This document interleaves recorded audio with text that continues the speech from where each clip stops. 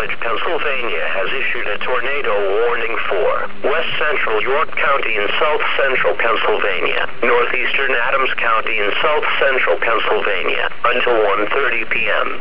At 12:45 p.m., National Weather Service Doppler radar indicated a severe thunderstorm capable of producing a tornado near Heidlersburg, or 9 miles northwest of Hanover, moving east at 24 miles per hour.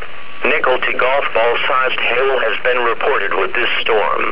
The possible tornado will be near East Berlin around 12:55 p.m., Spring Grove, Thomasville, and Weigelstown around 1:10 p.m. This will also impact the following major roads: Route 30, State Road 94. When a tornado warning is issued based on Doppler radar, it means that strong rotation has been detected in the storm.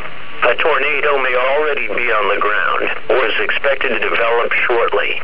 Find safe shelter immediately at the first sign of threatening weather. Please report hail, strong winds, or wind damage to the National Weather Service by calling toll-free 1-877-633-6772. A severe thunderstorm watch remains in effect until 8 p.m. Sunday evening for south central Pennsylvania.